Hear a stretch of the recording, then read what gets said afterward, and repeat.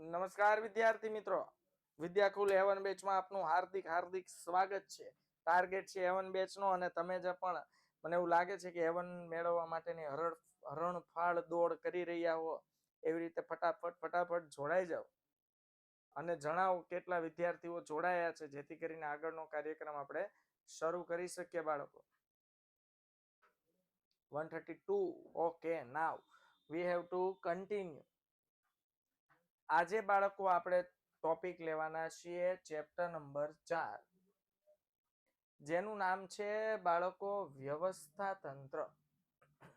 Simple વસ્તુ જુઓ, વ્યવસ્થા તંત્રની ધંધામાં શું જરૂર હોય? હાલો, આયોજન ઘડી નાખ્યું. બાળકો તમે સિમ્પલ વિચારો, આયોજન તમે ઘડી નાખ્યું છે.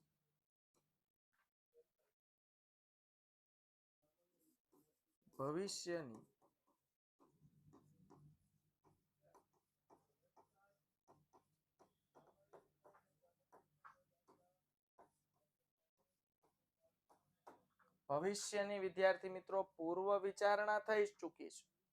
ભવિષ્યની પૂર્વ વિચારણા થઈ ચૂકી છે. હવે કયું કાર્ય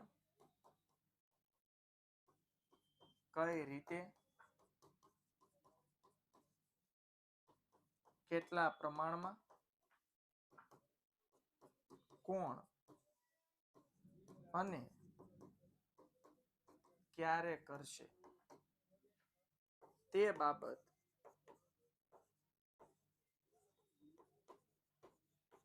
ખૂબ મહત્વની છે. મેં તમને સિમ્પલ આવું ઉદાહરણ પહેલા આપ્યું હતું ને અત્યારે કહી દઉં છું ફટાફટ કે ભાઈ આપણા ઘરે લગ્ન પ્રસંગ હોય તો કયું કામ કોણ સંભાળશે? જેમ કે કેટરિંગ વાળા છે તો એની દેખરેખ કોણ રાખશે?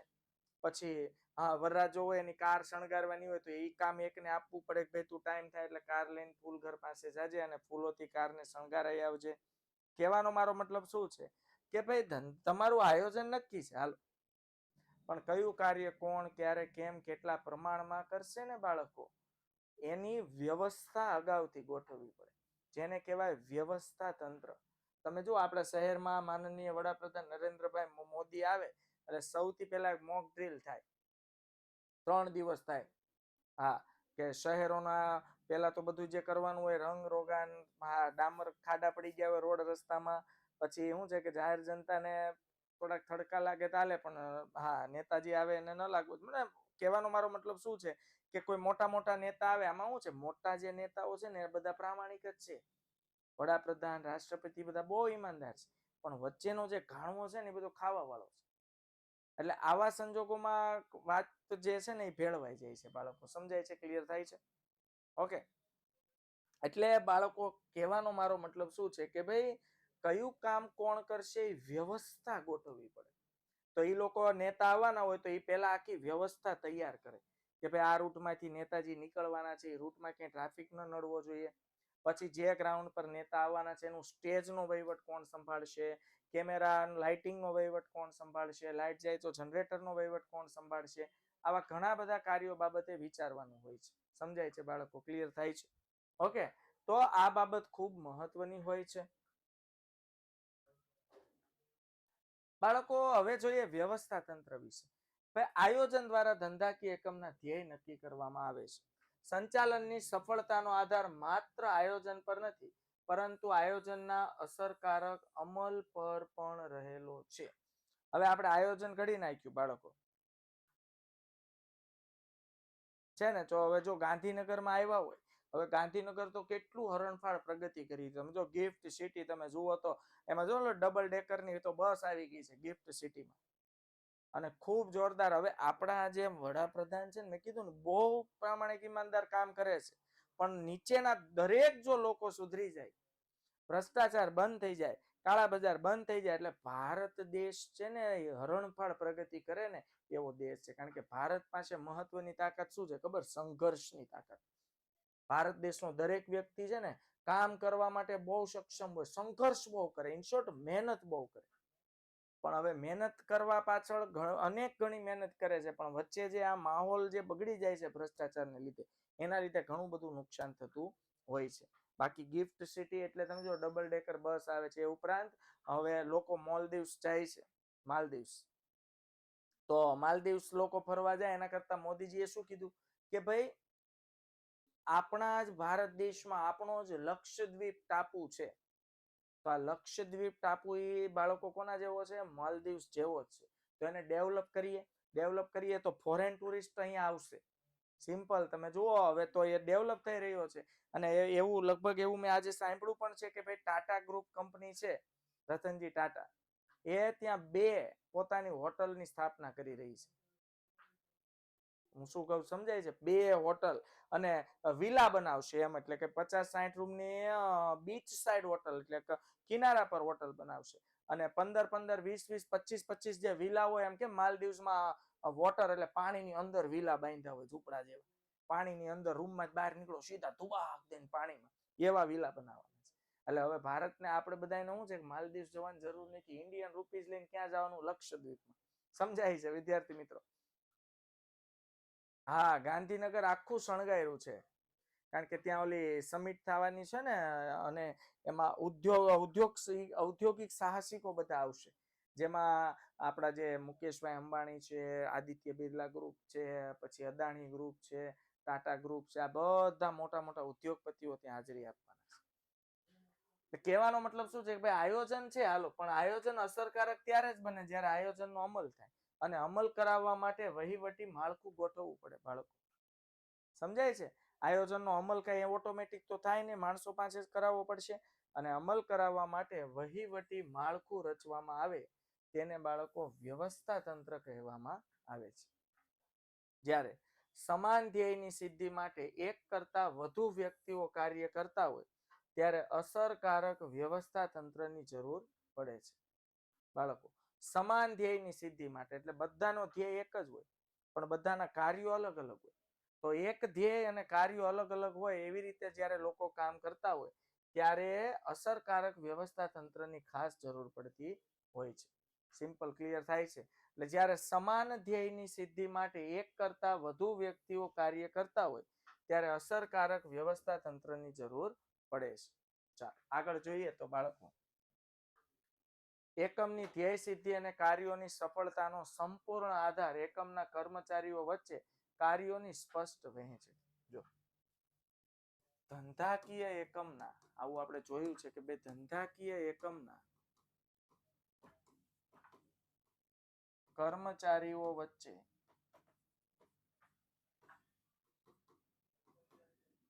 કાર્યોની સમાન અને સ્પષ્ટ શું હોવી જોઈએ? વહેંચણી.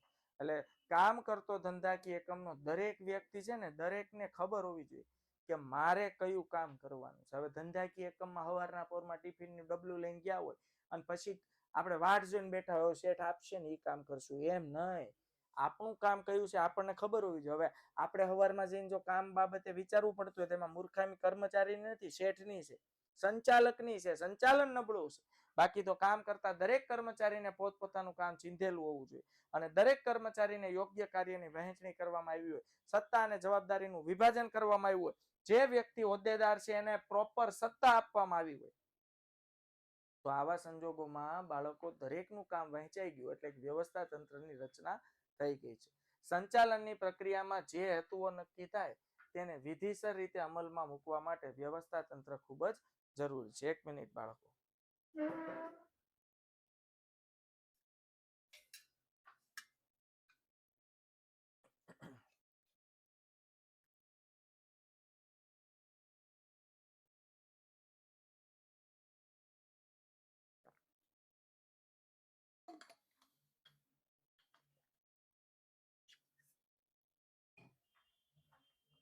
તો બાળકો, આયોજન એ ધંધાકીય સાહસનું મગજ છે, સંકલન એ પ્રાણ છે, અને વ્યવસ્થા તંત્ર એ એનું શરીર છે. યાદ રાખજો બાળકો, આયોજન એ ધંધાકીય સાહસનું મગજ છે,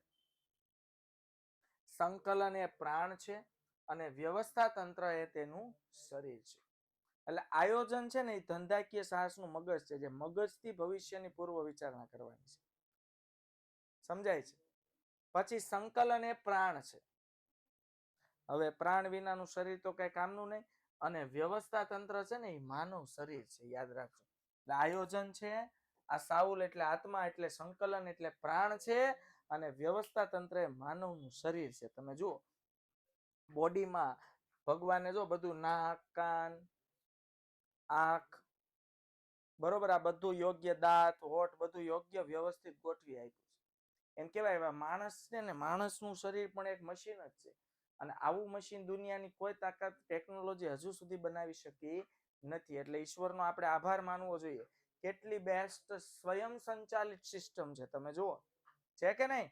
એટલે આ વસ્તુ છે. એમ વ્યવસ્થા તંત્ર માનવના શરીરના સ્પેર પાર્ટ જેવું છે, કે યોગ્ય ચોક્કસ સમયે ગોઠવાઈ ગયેલું છે, ચોક્કસ જગ્યાએ. નાક ન હોત તો ચશ્માનું શું પ્રોબ્લેમ થાય? કાન અહીંયા હોત તો કેવું લાગે? તમે ખાલી ઇમેજિન કરો. એટલે કહેવાનો મતલબ શું છે કે ભાઈ યોગ્ય વ્યક્તિને યોગ્ય કાર્ય સોંપવું, એટલે યોગ્ય કાર્ય યોગ્ય જગ્યાએ ગોઠવાઈ ગયેલું છે. જુઓ, ક્લિયર થાય છે? આમ આયોજન એ ધંધાકીય સાહસનું મગજ છે, સંકલન એ પ્રાણ છે, અને વ્યવસ્થા તંત્ર એ તેનું શરીર છે. સામાન્ય ધ્યેય સિદ્ધ કરવા પ્રવૃત્ત થયેલ વ્યક્તિઓ વચ્ચે સત્તા અને જવાબદારીની વહેંચણી કરતું માળખું એટલે વ્યવસ્થા તંત્ર. એક ગુણમાં પ્રશ્ન પૂછાય કે ભાઈ વ્યવસ્થા તંત્ર એટલે શું? સામાન્ય ધ્યેય સિદ્ધ કરવા માટે, એટલે દરેક જેટલા લોકો કામ કરતા હોય બધાનો ધ્યેય કેવો હોય? સમાન. એટલે સમાન ધ્યેય સિદ્ધ કરવા માટે ભેગી થયેલી વ્યક્તિઓ વચ્ચે સત્તા અને જવાબદારીની સોંપણીનું જે માળખું રચાય ને એને વ્યવસ્થા તંત્ર કહેવાય.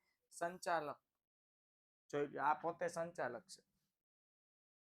હવે સર્વોચ્ચ સત્તા આ વ્યક્તિ પાસે છે. પછી આ વ્યક્તિએ સત્તા બે વ્યક્તિને સોંપી છે, એમાં એક ભાઈ છે ને એક બેન છે. પછી એની અંડરમાં બે વ્યક્તિઓ છે, ત્રણ વ્યક્તિઓ છે. કહેવાનો મતલબ શું છે? હવે આ બંને વ્યક્તિઓએ કોઈ કામ ડિસિઝન લેવો હોય તો એને આ વ્યક્તિને પૂછવું પડે. પણ આ વ્યક્તિએ અમુક સત્તા અને જવાબદારી આ બંને સોંપી હોય કે ભાઈ અહીંયા સુધીના તમામ નિર્ણયો તમારે જાતે લઈ લેવાના. હાલ ક્લિયર થાય છે? સમજાય છે? ઓકે. એટલે સમાન ધ્યેય સિદ્ધ કરવા માટે વ્યક્તિઓ વચ્ચે સત્તા અને જવાબદારીની સોંપણીની વહેંચણીનું માળખું દર્શાવતું માળખું એટલે વ્યવસ્થા તંત્ર. આ વ્યવસ્થા તંત્રનું માળખું કહેવાય કે આમાં કયા વ્યક્તિ પાસે કેટલા પ્રમાણમાં સત્તા જવાબદારી છે. પછી આવે છે બાળકો ચેસ્ટર બર્નાર્ડ. બર્નાર્ડ શું કહે છે? બે કે તેથી વધુ વ્યક્તિઓના સહકાર દ્વારા થતી પ્રવૃત્તિ એટલે વ્યવસ્થા તંત્ર. બે કે તેથી વધુ વ્યક્તિઓ ના સહકાર દ્વારા. હવે જો વ્યવસ્થા તંત્રમાં એકલો વ્યક્તિ ન હોય તો વ્યવસ્થા તંત્ર શું કામ? તમે જો મ્યુનિસિપલ તંત્ર છે એક પ્રકારનું વ્યવસ્થા તંત્ર છે. સિટી મેનેજ કરે છે. સિટીમાં જ્યાં ત્યાંથી કચરો ઉઠાવવો, એ ઉપરાંત સિટીમાં જે ફૂટ ડિવાઈડર હોય, ડિવાઈડર પર વૃક્ષો વાવ્યા હોય તો એ વૃક્ષોને મેન્ટેન કરવું, પાણી પાવું, સિટીના રોડ રસ્તાઓ, તો આ બધાની અલગ અલગ ટીમ હોય. આ બધી જગ્યાએ એક ટીમ કામ ન કરતી હોય. સમજાય છે મારે કહેવાનો મતલબ? આખું વ્યવસ્થા તંત્ર છે. બે કે તેથી વધુ વ્યક્તિઓના સહકાર દ્વારા થતી પ્રવૃત્તિ એટલે વ્યવસ્થા તંત્ર. વ્યવસ્થા તંત્રમાં બાળકો જે પ્રવૃત્તિ થાય છે ને બે કે તેથી વધુ વ્યક્તિઓના સહકારથી થાય છે. ક્લિયર થાય છે? લુઈસ એલન તો શું કહે છે બાળકો? કે વ્યવસ્થા તંત્ર એવી પ્રક્રિયા છે કે જેમાં ચોક્કસ હેતુને સિદ્ધ કરવા માટે લોકો વધુમાં વધુ અસરકારક રીતે કાર્ય કરી શકે તે હેતુથી કાર્યને સ્પષ્ટ કરવાની, તેની વર્ગીકરણ કરવાની, સત્તા અને જવાબદારીની સોંપણી કરવાની, તેમજ સંબંધો સ્થાપવાની પ્રક્રિયા છે. સમજાય છે? એટલે તમે કોઈ પણ એક વ્યાખ્યા વ્યવસ્થિત મોઢે કરી લેવાય. હવે આવે છે ખ્યાલ. વ્યવસ્થા તંત્રનો ખ્યાલ બે ગુણમાં પૂછાય તો સંચાલનમાં ઉદ્ભવતી મોટા ભાગની સમસ્યાઓ બિનકાર્યક્ષમ વ્યવસ્થા તંત્રને કારણે ઉદ્ભવે છે. કોને કયું કાર્ય કેમ કરવાનું છે ખબર જ નથી. આને કહેવાય બિનકાર્યક્ષમ વ્યવસ્થા તંત્ર. કોણ કયું કાર્ય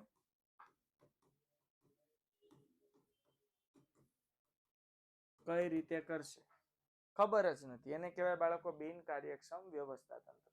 તો સંચાલનમાં ઉદ્ભવતી મોટા ભાગની સમસ્યાઓ બિનકાર્યક્ષમ વ્યવસ્થા તંત્રને કારણે ઉદ્ભવતી હોય છે, જેનાથી ધંધાકીય એકમના ધ્યેયો ચોક્કસ સમયમાં સિદ્ધ થતા નથી.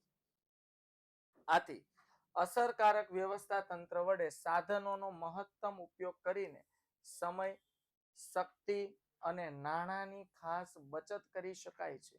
વ્યવસ્થા તંત્રનો ખ્યાલ સમૂહ સાથે સંકળાયેલો છે. આ વારંવાર એ લોકો કહે છે કે ભાઈ વ્યવસ્થા તંત્રનો ખ્યાલ સમૂહ સાથે સંકળાયેલો છે.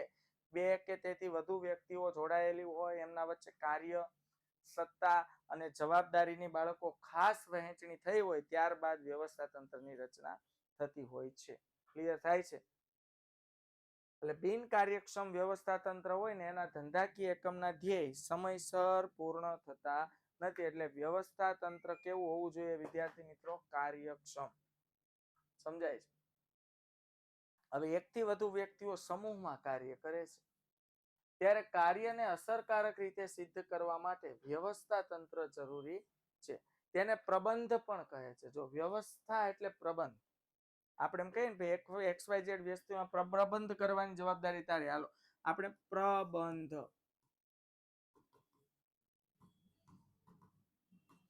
હાલો તમારા ઘરે કોઈ લગ્ન પ્રસંગ છે તો તમને એવું કીધું હોય કે ભાઈ જમણવારનો પ્રબંધ તમારે કરવાનો છે.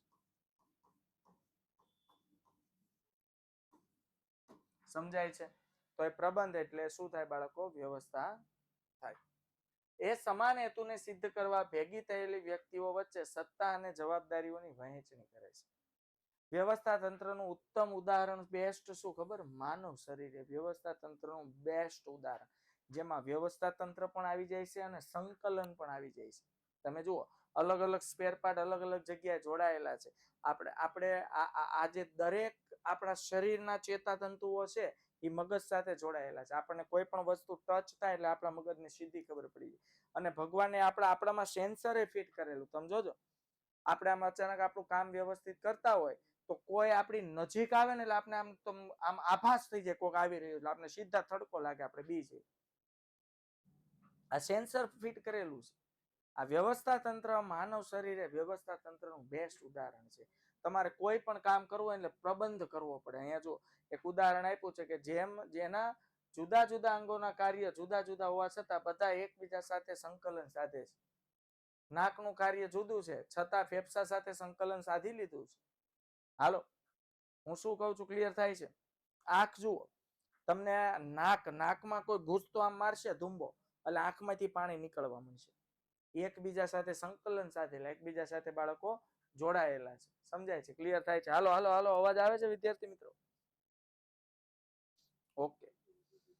જો અહીંયા આ ઉદાહરણ છે Guinness book of world record સુરતનું છે. સુરતમાં વિશ્વનો સૌથી વધુ એક સાથે યોગા કરતો Guinness book of world record નોંધાયો હમણાં જ તાજેતરમાં 8-10 મહિના થયા હશે.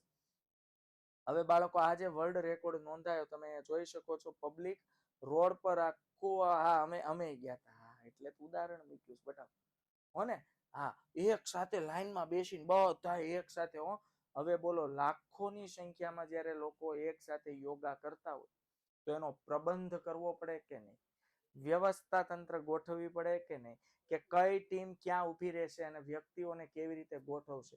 એટલું જબરજસ્ત આયોજન હતું બાળકો. જોન વાઇસ આપણને અગાઉથી કહી દીધું હતું કે તમારી ટીમ આવે એટલે એને આ જગ્યા ઉપર આવી જવાનું. નંબર મારેલા 1 2 3 4 5 6 કીધું હોય 6 નંબરના ગેટમાં તમારે અંદર પ્રવેશી જવાનું. એટલે એમાં આપણા 6 નંબર વાળા જ હોય બધા. પછી ત્યાંથી પેક થઈ જાય 7 નંબર. દરેક ડિપાર્ટમેન્ટમાં એક LED ટીવી મૂકેલું હોય મોટું, જેથી કરીને મેઇન સ્ટેજ ઉપર એક યોગા થાય એટલે આખું સુરત તે દિવસે જ્યાં ભેગું થયું હતું બધા એક સાથે શું કરતા હતા? યોગા કરતા હતા. ક્લિયર થાય છે? Okay clear? હા જો બ્લુ કલરની યુનિફોર્મ. હા હાલો હાલો ભાઈ આમાં જશો તો તમે હમણાં આની ડીપીપી આવે ને એટલે જરાક ઝૂમ કરીને જોજો. આમાં એકાદા તમે જશો ને. હાલો આગળ જોઈએ બાળકો.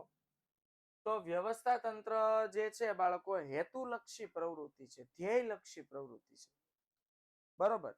જો સમાન ધ્યેય સિદ્ધ કરવા માટે હું સમજાવું છું. આ બધી વસ્તુ આપણે ઓલરેડી શીખેલા છીએ એટલે પાછું ઘરે જઈને એકવાર વાંચજો. રિપીટ કરું છું.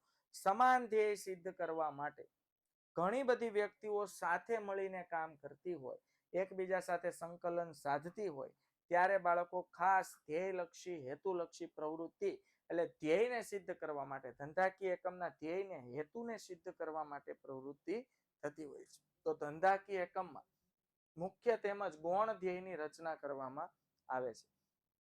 ધંધાકીય એકમમાં કાર્ય કરતા કર્મચારીઓના વ્યક્તિગત હેતુઓ પણ હોય છે. હવે આપણા વ્યક્તિગત હેતુ, આપણે જે ધંધામાં કામ કરતા હોય એ ધંધાકીય એકમમાં આપણો હેતુ શું હોય? વધુમાં વધુ સારી પ્રગતિ કરવાનો હેતુ હોય છે.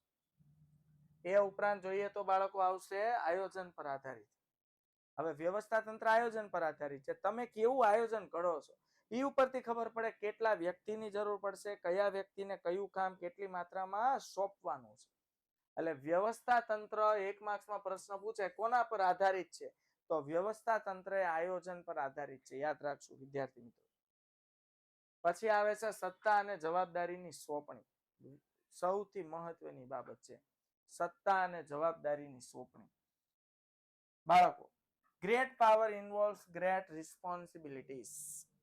તમને જેટલી વધુ સત્તા મળે ને એટલી જવાબદારી તમારી વધી જાય. યાદ રાખજો. તો ઘણા જવાબદારી લેતા બીવે, સત્તા લેતા બીવે.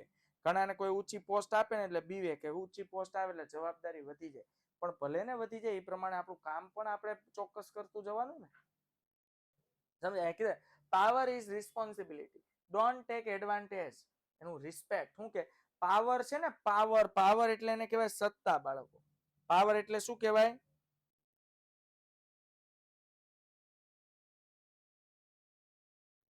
તો પાવર એટલે સત્તા. એટલે સત્તા છે ને એ એક જવાબદારી છે. Don't take advantage. એનો ફાયદો ન ઉઠાવો, એની રિસ્પેક્ટ કરો. કેટલું મસ્ત વાક્ય. ઘણા પાસે પાવર આવી જાય ને એટલે એનો ફાયદો ઉઠાવે. સત્તા મળી જાય ને એટલે પોતાના કર્મચારીઓને હેરાન કરે. આપણે જુઓ, આપણે સમજો કે અત્યારે હું કોઈ કર્મચારી તરીકે કોઈ ધંધામાં કામ કરતો હોય તો મારે કર્મચારીઓનું વિચારવું પડે. હવે એ જ ધંધાકીય એકમ મને મેનેજરની પોસ્ટ આપે તો હવે હું એ કર્મચારીઓનું શોષણ ન કરું.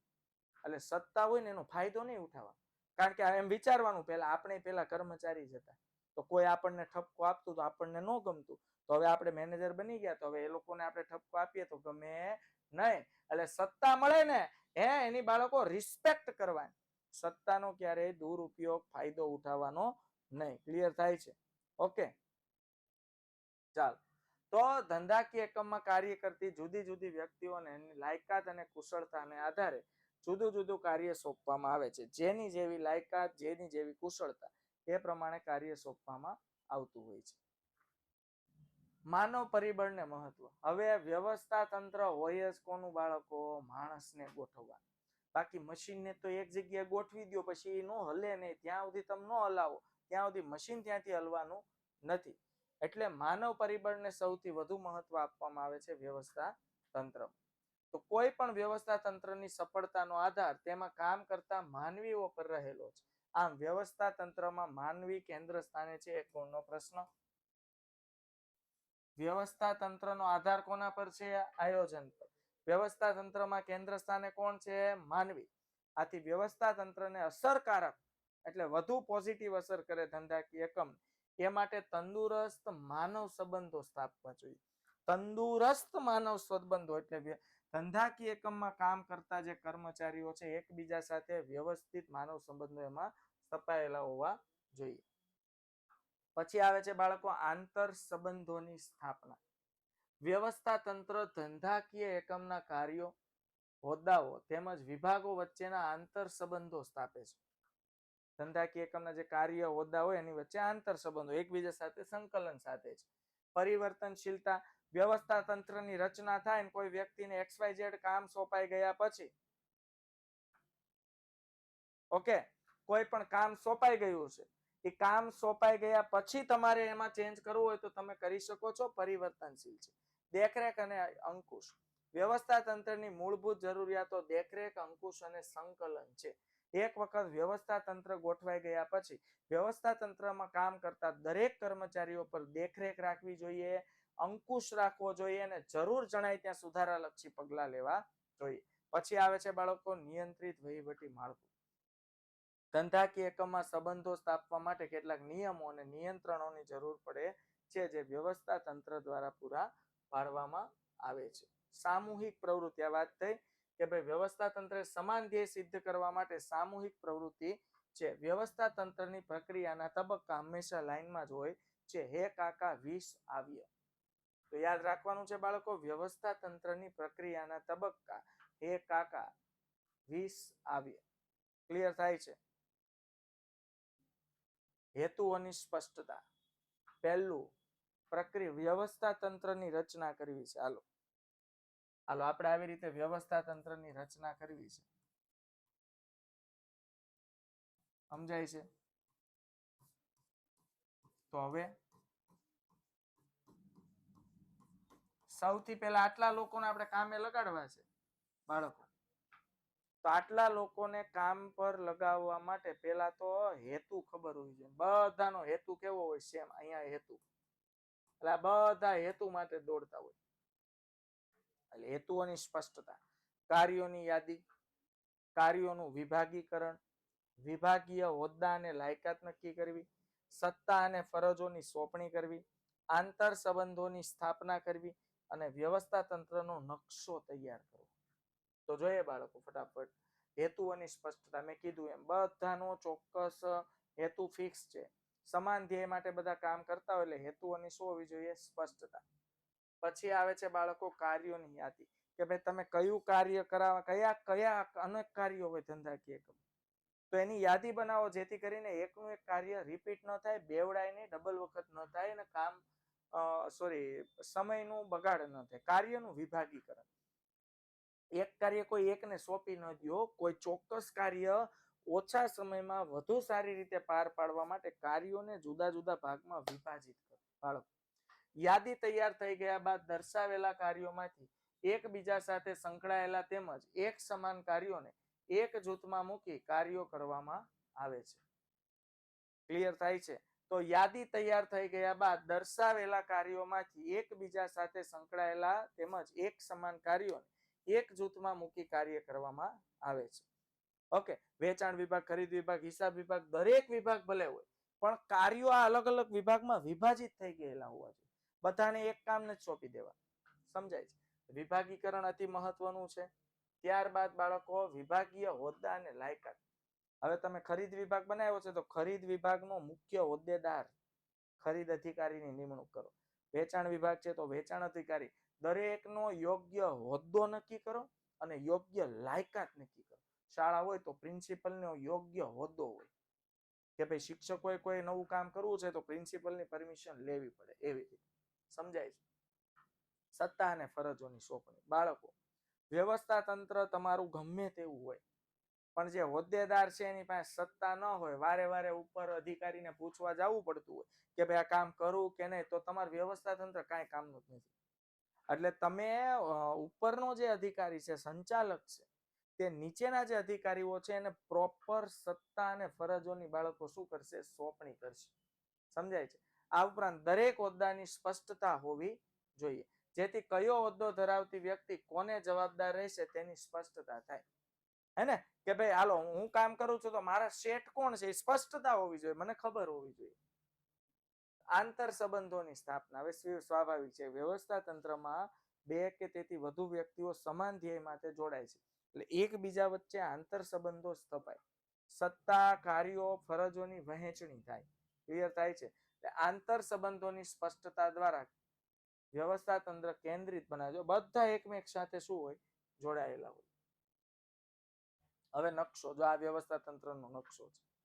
હવે ઘણા ધંધાકીય એકમમાં છે ને વ્યવસ્થા તંત્રનો નકશો લગાવેલો હોય કે ભાઈ ધંધાકીય એકમના ચેરમેન કોણ છે, પછી સીઈઓ છે. આ છે ને વ્યવસ્થિત તમે નકશો જોજો. આ એપલ કંપની છે ને એનો ઓર્ગેનાઇઝેશનલ ચાર્ટ છે વ્યવસ્થા તંત્ર. કે ભાઈ એના સીઈઓ પેલું કોણ છે કે ભાઈ ચેરમેન, પછી સીઈઓ કોણ છે, ઓકે, ચીફ ઓપરેટિંગ ઓફિસર કોણ છે, અલગ અલગ, પછી માર્કેટિંગ ડિપાર્ટમેન્ટ છે, એન્જિનિયરિંગ ડિપાર્ટમેન્ટ છે, ફાઇનાન્સ એન્ડ એડમિન ડિપાર્ટમેન્ટ છે, ઓપરેશન ડિપાર્ટમેન્ટ છે અને ચાઇના ડિપાર્ટમેન્ટ છે. તો કયા ડિપાર્ટમેન્ટમાં કોણ કોણ કામ કરી રહ્યું છે, કોણ હોદ્દેદાર છે, કોની પાસે સત્તા જવાબદારી છે, આવો એક નકશો તૈયાર કરીને ધંધાકીય એકમમાં લગાવો ને તો બધાને ખબર પડે કે આપણો બોસ કોણ છે ને આપણે કોની અંડરમાં કોના નિર્ણયોને આધીન કામ કરવાનું છે. ક્લિયર થાય છે? હવે આવે છે બાળકો વ્યવસ્થા તંત્રના પ્રકાર. તો વ્યવસ્થા તંત્રના પ્રકાર છે રૈખિક વ્યવસ્થા તંત્ર, કાર્યાનુસાર વ્યવસ્થા તંત્ર, શ્રેણિક વ્યવસ્થા તંત્ર, વૈધિક વ્યવસ્થા તંત્ર અને અવૈધિક વ્યવસ્થા તંત્ર. એટલે આ ખાસ આકૃતિ તમે જોઈ લેજો. કે ભાઈ રૈખિક વ્યવસ્થા તંત્ર છે ને એને બાળકો લશ્કરી વ્યવસ્થા તંત્ર પણ કહેવામાં આવે છે.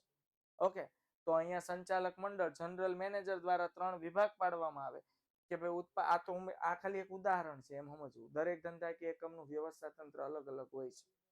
ઓકે, ઉત્પાદન વિભાગ, વહીવટી વિભાગ, વેચાણ વિભાગ. ઉત્પાદન વિભાગમાં ખરીદ અધિકારી, ઉત્પાદન અધિકારી, વહીવટીમાં વહીવટી અધિકારી, હિસાબી અધિકારી છે. વેચાણ વિભાગમાં વેચાણ અધિકારી, વિજ્ઞાપન અધિકારી, પછી કારકુન, સુપરવાઇઝર, ફોરમેન, કામદાર, કારકુન. કહેવાનો મતલબ શું છે? રૈખિક વ્યવસ્થા તંત્રમાં છે ને, હા આકૃતિ આ જ દોરવાની, યસ આકૃતિ આ જ દોરવાની છે બેટા, સમજાય છે. પણ રૈખિક વ્યવસ્થા તંત્ર છે ને લશ્કરી વ્યવસ્થા તંત્ર છે, જેમાં તાબેદારો છે ને ઉપરી અધિકારીઓના હુકમને આધીન કામ કરવા માટે ટેવાયેલા હોય છે, એટલે એને લશ્કરી વ્યવસ્થા તંત્ર પણ કહે છે. સૌથી જૂનું, પ્રાચીન અને સરળ પ્રકાર છે. લશ્કરમાં ઘણા વર્ષોથી આનો ઉપયોગ કરવામાં આવે છે, તેથી તેને લશ્કરી વ્યવસ્થા તંત્ર કહે. જો આ લશ્કરના અલગ અલગ હોદ્દાઓ આપ્યા છે, ખાસ આ જોજો, આપણે સમજાવ્યું છે કે ભાઈ સૌથી ઊંચો હોદ્દો કોનો હોય, સૌથી નીચો હોદ્દો કોનો હોય. જો આ સિપાહી, લશ્કરમાં જે હોદ્દા છે ને એમાંથી આમ જો કેટલા હોદ્દા છે, ટોટલ 6, 9, 18 હોદ્દા છે. પહેલો હોદ્દો આવે ફિલ્ડ માર્શલ, બીજો હોદ્દો છે જનરલ, પછી લેફ્ટનન્ટ જનરલ, પછી major general, brigadier, colonel, lieutenant colonel, major, captain, અને છેલ્લો હોદ્દો આવે સિપાહી, પાયદળ વિભાગના સિપાહી હોય તે. આ જે ચિહ્નો છે ને અહીંયા ઓલા લેબલ પટ્ટા લગાવેલા હોય ને સૈનિકોને, એના છે બાળકો. એટલે આ જોઈને ખબર પડે કે આનો હોદ્દો શું છે. ક્લિયર થાય છે? હવે જો આમાં કેવું હોય, ફિલ્ડ માર્શલ દ્વારા જે કમાન્ડ પાસ થાય ને એ જ આ લોકો બધા ફોલો કરે, એટલે એને લશ્કરી કે રૈખિક એટલે સીધી રેખામાં ચાલતું વ્યવસ્થા તંત્ર કહે છે. આ પ્રકારના વ્યવસ્થા તંત્રમાં ઉચ્ચ સ્થાને વધુ સત્તા અને નીચેના સ્થાને કેવી સત્તા હોય? ઓછી. એટલે સૌથી વધુ કર્નલ પાસે વધુ સત્તા હોય, ઓછામાં ઓછી સત્તા કોની પાસે હોય? સિપાહી પાસે. આ પ્રકારના વ્યવસ્થા તંત્રમાં ધંધાકીય એકમને જુદા જુદા વિભાગોમાં વહેંચી દેવામાં આવે છે. દરેક વિભાગમાં વિભાગીય અધિકારીની નિમણૂક કરવામાં આવે છે. દરેક વિભાગીય અધિકારી પોતાના વિભાગના કાર્ય માટે ઉપરી અધિકારીને જવાબદાર હોય છે. યાદ રાખજો, હું જો કામ કરું છું તો મારે એનો જવાબ મારા ઉપરી અધિકારીને આપવો પડતો હોય છે. ક્લિયર થાય છે? આર્મી, પોલીસ નહીં, આર્મી બેટા. એ જે હતું ને એ આર્મી નું હતું. દરેક વિભાગીય અધિકારીને પોતાના વિભાગના કાર્યો માટે જરૂરી સત્તા અને જવાબદારી સોંપવામાં આવે છે. આમ આ પ્રકારના વ્યવસ્થા તંત્રની વિભાગીય વ્યવસ્થા તંત્ર તરીકે પણ ઓળખવામાં આવે છે. ઓકે, ક્લિયર થાય છે? 5 સેમ આકૃતિ છે જે તમારે લશ્કરી વ્યવસ્થા તંત્રનું બીજું નામ શું છે બાળકો? વિભાગીય વ્યવસ્થા તંત્ર. ક્લિયર થાય છે? Okay, done. આ સેમ રિપીટ થયું છે. એટલે જનરલ મેનેજરનું સ્થાન મુખ્ય વહીવટી અધિકારી તરીકેનું છે. રૈખિક વ્યવસ્થા તંત્રમાં જે જનરલ મેનેજર હોય ને એ જ કોણ હોય? CEO, ચીફ એક્ઝિક્યુટિવ ઓફિસર, મુખ્ય વહીવટી અધિકારી. પછી આપણે આગળ મહત્વનો પોઈન્ટ જોઈએ તો બાળકો, કાર્યાનુસાર વ્યવસ્થા તંત્ર. રૈખિક વ્યવસ્થા તંત્રની મર્યાદાને દૂર કરવા, કાર્યને વધુ મહત્વ આપવા. જો આમાં રૈખિક વ્યવસ્થા તંત્રમાં છે ને બાળકો વિભાગને વધુ મહત્વ આપવામાં આવે છે. આ શબ્દો યાદ રાખજો. રૈખિક વ્યવસ્થા તંત્રમાં વિભાગને વધુ મહત્વ અને કાર્યાનુસાર વ્યવસ્થા તંત્રમાં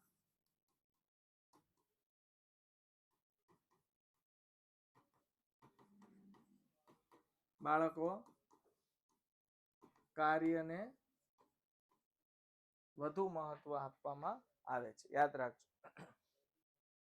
તો બાળકો રૈખિક વ્યવસ્થા તંત્રની મર્યાદાને દૂર કરવા, કાર્યને વધુ મહત્વ આપવા, વિશિષ્ટ જ્ઞાન ધરાવતી નિષ્ણાંત વ્યક્તિને ચોક્કસ કાર્યોની સત્તા જવાબદારી સોંપવામાં આવે તેવા વ્યવસ્થા તંત્રને કાર્યાનુસાર વ્યવસ્થા તંત્ર કહે છે. સિમ્પલ લખ્યું કે રૈખિક વ્યવસ્થા તંત્રની મર્યાદાને દૂર કરવા, એટલે કે વિભાગને ઓછું મહત્વ આપી દૂર કરવાનું, કાર્યને વધુ મહત્વ આપવા. ઓકે, વિશિષ્ટ જ્ઞાન ધરાવતી વ્યક્તિ, નિષ્ણાંત વ્યક્તિને જવાબદારી સોંપવી. જો આમાં મુખ્ય અધિકારી એટલે કોણ? CEO. CEO એટલે ચીફ એક્ઝિક્યુટિવ ઓફિસર. પછી બે વિભાગ છે, વહીવટી કારખાના વિભાગ અને વહીવટી વિભાગ. એમાં સૂચના અધિકારી છે, શિસ્ત અધિકારી છે, હિસાબી અધિકારી છે, માર્ગદર્શન અધિકારી છે. કારખાના વિભાગ જુઓ તો એમાં જૂથ અધિકારી છે, ઝડપ અધિકારી છે, ગુણવત્તા નિયંત્રણ અધિકારી છે અને સમારકામ અધિકારી છે. એટલે બધા બાળકો એકબીજા સાથે છે ને આવી રીતે આમ જોડાયેલા હોય. તમે એનું માળખું જોશો ને એટલે તમને આઈડિયા આવશે.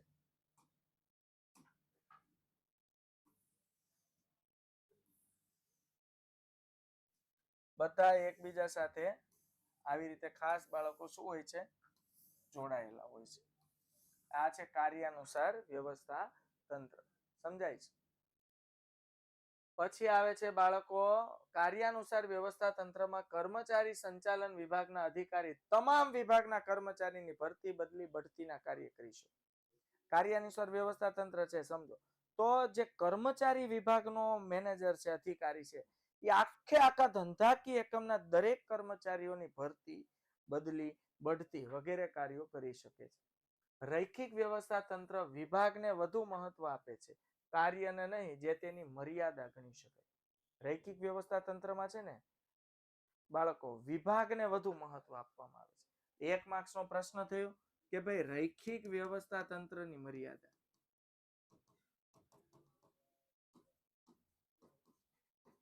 તો રૈખિક વ્યવસ્થા તંત્રની મર્યાદા છે વિભાગને વધુ મહત્વ. તો રૈખિક વ્યવસ્થા તંત્રમાં વિભાગને વધુ મહત્વ આપવામાં આવે છે. રૈખિક વ્યવસ્થા તંત્રમાં કાર્ય કરતા વિભાગને વધુ મહત્વ આપવામાં આવતું હોવાથી તેમાં વિશિષ્ટીકરણનો અભાવ જોવા મળે છે. સમજાય છે? રૈખિક વ્યવસ્થા તંત્રમાં કાર્ય કરતા વિભાગને વધુ મહત્વ, એટલે વિશિષ્ટીકરણ ન મળે. જ્યારે કાર્યને મહત્વ આપવામાં આવે ને તો અલગ અલગ કાર્ય માટે અલગ અલગ વ્યક્તિ રાખવામાં આવ્યો હોય, અને ચોક્કસ કાર્ય માટે જ્યારે ચોક્કસ વ્યક્તિ બાળકો રાખવામાં આવે છે ત્યારે ખાસ મેન વસ્તુનો ફાયદો શું થાય છે, જે કાર્યનો નિષ્ણાંત વ્યક્તિ હોય ને એ કાર્યને કામ સોંપવામાં આવતું હોય છે. કાર્યાનુસાર વ્યવસ્થા તંત્રમાં સત્તા અને જવાબદારીની સોંપણી વિભાગ અનુસાર થાય છે. જ્યારે બરોબર છે, સોરી, રૈખિક વ્યવસ્થા તંત્રમાં વિભાગ અનુસાર થાય છે, કાર્યાનુસાર વ્યવસ્થા તંત્રમાં કાર્ય અનુસાર. એ ઉપરાંત વાત કરીએ બાળકો તો નેક્સ્ટ વ્યવસ્થા તંત્ર છે, અચ્છા, વૈધિક વ્યવસ્થા તંત્ર. વૈધિક વ્યવસ્થા તંત્ર એટલે બાળકો એવું વ્યવસ્થા તંત્ર જે જાણી જોઈને બનાવ્યું. હા, અને અવૈધિક છે એ નેચરલ છે, જે પોતાની રીતે કર્મચારીઓ વચ્ચેના સંબંધને કારણે ઊભું થાય છે. તો એકમના બહુ ડિટેલમાં આપણે સમજ્યા છીએ, આ બહુ ઈઝી ટોપિક છે. ઓકે, તો એકમના સંચાલકો દ્વારા નિશ્ચિત ધ્યેયને સિદ્ધ કરવા માટે વ્યક્તિ અને કાર્ય વચ્ચેના સંબંધોનું જે વિધિસર રીતે માળખું સ્થપાય છે તેને વૈધિક વ્યવસ્થા તંત્ર કહે છે. બાળકો, કે એકમના સંચાલકો દ્વારા નિશ્ચિત ધ્યેયને સિદ્ધ કરવા માટે વ્યક્તિ અને કાર્ય વચ્ચે સંબંધોનું જે વિધિસર રીતે એટલે જાણી જોઈને માળખું રચવામાં આવતું તેને વૈધિક વ્યવસ્થા તંત્ર કહેવાય. રૈખિક ગણો કે કાર્યાનુસાર, એ વૈધિક વ્યવસ્થા તંત્રના જ પ્રકાર છે. યાદ રાખજો, પરીક્ષામાં પ્રશ્ન પૂછે વૈધિક વ્યવસ્થા તંત્રના પ્રકાર જણાવો, તો રૈખિક વ્યવસ્થા તંત્ર, કાર્યાનુસાર વ્યવસ્થા તંત્ર, એ બંને વૈધિક વ્યવસ્થા તંત્રના જ પ્રકારો છે. શ્રેણિક વ્યવસ્થા તંત્ર પણ. આ પ્રકારના વ્યવસ્થા તંત્રમાં કાર્યની જવાબદારી નિભાવવા જરૂરી સત્તા સોંપવામાં આવે છે, જેમાં સત્તા સોંપણી અંગેની ઉપરી અને તાબેદારની બાબતો સુસ્પષ્ટ હોય છે. ખાસ સત્તા સોંપવામાં આવે કે એમાં કોના ભાગમાં કઈ સત્તા છે એ સુસ્પષ્ટ કરેલી હોય છે. જો વૈધિક માળખું એટલે સંચાલકો દ્વારા સભાનતાપૂર્વક બુદ્ધિ ચાતુર્યથી માળખું રચવામાં આવ્યું. સોરી. પછી છે બાળકો અપરિવર્તનશીલ. આ પ્રકારના વ્યવસ્થા તંત્રમાં કર્મચારીઓનું સ્થાન મોટે ભાગે અપરિવર્તનશીલ જોવા મળે છે, પણ જરૂર વર્તાય ત્યાં જ્વલ્લે જ એટલે ક્યારેક જ ફેરફાર કરવામાં આવતો હોય છે. પછી છે બાળકો ઉપરથી નીચે સત્તાની સોંપણી. મેન, ડીન, હેડ, સંચાલક, CEO હોય ત્યાંથી સત્તાની સોંપણી નીચલી કક્ષાએ થતી હોય છે. મોટું કદ, વૈદિક વ્યવસ્થા તંત્રનું માળખું ખૂબ મોટું હોય છે. સંચાલક ને અલગ અલગ વિભાગ ને અલગ અલગ વિભાગના અધિકારીઓ અને અધિકારીઓની નીચે અલગ અલગ મેનેજરો હોય, મેનેજરની નીચે તાબેદારો હોય, સુપરવાઇઝર હોય, ફોરમેન હોય, ઘણું બધું વિશાળ કદનું માળખું હોય છે. ચોક્કસ સંબંધો વિધિસર રીતે માળખાની રચના થતી હોવાથી કર્મચારીઓ વચ્ચેના સંબંધો કેવા હોય છે બાળકો? ચોક્કસ હોય છે. માહિતી સંચાર. માહિતી સંચાર વૈદિક પ્રકારના માર્ગો દ્વારા થાય છે. અવૈદિક માહિતી સંચારને કોઈ જ સ્થાન નથી. હવે અવૈદિક એટલે નેચરલ, કુદરતી રીતે સ્થપાય. આને તમે રોકી શકતા નથી. માણસ વચ્ચે, કર્મચારીઓ વચ્ચે જે સંબંધો કેળવાય છે, વ્યવહારિક સંબંધો કેળવાય છે, એનું જે માળખું છે એને બાળકો કહેવાય અવૈદિક વ્યવસ્થા તંત્રનું માળખું. તો સભાનતા પૂર્વકના હેતુ સિવાય સામૂહિક પરિણામોમાં ફાળો આપવા માટે આપોઆપ છે, આપોઆપ એટલે કુદરતી રીતે આંતરિક સંબંધોનું માળખું, આંતરિક સંબંધ એટલે કર્મચારીઓ વચ્ચેના સંબંધોનું જે માળખું રચાય એને અવૈદિક વ્યવસ્થા તંત્ર કહે છે. ધંધાકીય એકમમાં સાથે કામ કરતી વ્યક્તિઓ વચ્ચે કુદરતી રીતે જે માળખું રચાય તેને અવૈદિક વ્યવસ્થા તંત્રનું માળખું કહે છે. તો વાસ્તવમાં વૈદિક વ્યવસ્થા તંત્રનું પૂરક વ્યવસ્થા તંત્ર કહેવાય કે ઓકે, ક્લિયર થાય છે? હવે અવૈદિક વ્યવસ્થા તંત્રની લાક્ષણિકતા છે કે વૈદિક વ્યવસ્થા તંત્રને પૂરક. ત્યારબાદ છે બાળકો પરિવર્તનશીલ, નાનું કદ. અવૈદિક નું કદ નાનું છે કારણ કે એક ધંધાકીય એકમમાં 10 કર્મચારી કામ કરતા હોય તો 10 વચ્ચે સંબંધો કેળવાતા હોય, નાનું કદ. માનવ વર્તણૂક પર આધારિત. અવૈદિક સંપૂર્ણ માનવ વર્તણૂક પર આધારિત માળખું છે. માળખું અવૈદિક છે એટલે કે માણસ કર્મચારીઓ વચ્ચે કુદરતી જે આંતર સંબંધો કેળવાય છે એનું માળખું છે. માહિતી સંચાર અવૈદિક. કર્મચારીઓ વચ્ચે મહદઅંશે ધંધાકીય એકમને લગતી વાતચીતોની હેરફેર થતી હોય છે. સાર્વત્રિક. એવો કોઈ પણ ધંધાકીય એકમ નથી જ્યાં અવૈદિક વ્યવસ્થા તંત્ર ન હોય. અત્ર તત્ર સર્વત્ર બધે જ હોય. કારણ કે નવો વ્યક્તિ નવો 9 દી જ હોય, પછી 10મા દિવસે બધા સાથે હળી મળી જાય, મિત્રતા ભાવ કેળવે, અંકુશનો અભાવ. અવૈદિક પર તમે નિયંત્રણ લાવી શકતા નથી. અવૈદિક વ્યવસ્થા તંત્રનું માળખું રચાતા રોકી શકતા નથી. શ્રેણિક વ્યવસ્થા તંત્ર છે બાળકો કે વ્યવસ્થા નિર્ણય પ્રક્રિયાના ભાગરૂપ સામાન્ય ક્રમના માળખા અને ટેકનિકલ પ્રશ્નો ઉકેલતા પ્રોજેક્ટ માળખા એમ બંને પ્રકારના માળખાના સંયોજનથી ઉદ્ભવતું વ્યવસ્થા તંત્ર એટલે શ્રેણિક વ્યવસ્થા તંત્ર. એટલે સામાન્ય ક્રમનું માળખું અને ટેકનિકલ પ્રશ્નો ઉકેલતા પ્રોજેક્ટ માળખા, એને મિક્સ માળખું એટલે શ્રેણિક વ્યવસ્થા તંત્રનું માળખું. બે માળખા હોય. સામાન્ય ક્રમનું માળખું જે નિર્ણય પ્રક્રિયાનો ભાગ છે અને પ્રોજેક્ટ માળખું જે ટેકનિકલ પ્રશ્નોનો ઉકેલ લાવે છે. ઓકે, શ્રેણિક વ્યવસ્થા તંત્રનું માળખું એ સૌથી વધુ ખર્ચાળ છે. ખાસ ધ્યાન રાખવું, કારણ કે એમાં ખાસ કામ માટે જેમ કે કોઈ મોટા પ્રોજેક્ટ, મોટું બાંધકામ કરવું હોય તો ખાસ આર્કિટેક્ટ એન્જિનિયર રાખવો પડે છે. કોઈ ટેકનિકલ પ્રોજેક્ટનું કામ કરવું પડે એના માટે નિષ્ણાંત ટેકનિકલ વ્યક્તિ રાખવો પડે છે. ઓકે, ચાલો, તો આ છે શ્રેણિક વ્યવસ્થા તંત્ર. પછી બાળકો કેન્દ્રીકરણ, વિકેન્દ્રીકરણ એટલે સત્તા અને જવાબદારી સોંપતા શીખો. મુઠ્ઠીમાં બધું જો પકડી રાખશો તો ક્યારે વિકાસ થશે નહીં. બાંટતા શીખો. કહેવાનો મતલબ શું છે કે આપણી પાસે સત્તા છે, એમાંથી થોડીક સત્તા અમુક અધિકારીઓને પણ જો સોંપવામાં આવે તો એ પણ પોતાની સૂઝબૂઝથી નિર્ણયો લઈને આગળ વધી શકતા હોય છે. સત્તા સોંપણીના 3 તત્વો છે. સત્તા સોંપણી, બરોબર, ઉત્તરદાયિત્વ એટલે તરત પછીના સત્તા, જવાબદારી અને ઉત્તરદાયિત્વ. ઉત્તરદાયિત્વ એટલે તરત પછીનો જે આપણો અધિકારી છે એને આપણે ઉત્તર આપવાની જવાબદારી છે. ઓકે, તો આ જે પ્રશ્નો છે બાળકો ઉત્તરદાયિત્વ, એ પણ સરસ કે ભાઈ આપણી ઉપરનો જે અધિકારી છે જેના દ્વારા આપણને કામ મળેલું છે એ વ્યક્તિને આપણે જવાબ આપવા માટે બંધાયેલા છીએ. કામ પોઝિટિવ રીતે ફિનિશ થયું હોય કે ન થયું હોય, કોઈ પણ રીતે જવાબ આપવા આપણે બંધાયેલા છીએ. તો આ ચેપ્ટરમાં ખાસ છે ને વિદ્યાર્થી મિત્રો વ્યવસ્થા તંત્રના પ્રકારો કરવાના છે. એ પૂછાશે. જેમાં આવી જાય બાળકો રૈખિક વ્યવસ્થા તંત્ર, પછી છે બાળકો કાર્યાનુસાર વ્યવસ્થા તંત્ર. નંબર 3 પર આવશે શ્રેણિક વ્યવસ્થા તંત્ર. પછી વૈધિક વ્યવસ્થા તંત્ર અને 5મું આવશે અવૈધિક વ્યવસ્થા તંત્ર. એ ઉપરાંત આ ચેપ્ટરની મહત્વની બાબત છે સત્તા સોંપણીના તત્વો. જે ટેબલના 3 પાયા સમાન છે, જેમાં આવશે સત્તા, જવાબદારી અને ઉત્તરદાયિત્વ. આટલું ખાસ તમારે કાળજીપૂર્વક કરવાનું છે. ઓકે, ફરીથી કાલે મળશું. ત્યાં સુધી આવજો. Bye bye, take care, C you. જય હિન્દ, ભારત માતા કી જય.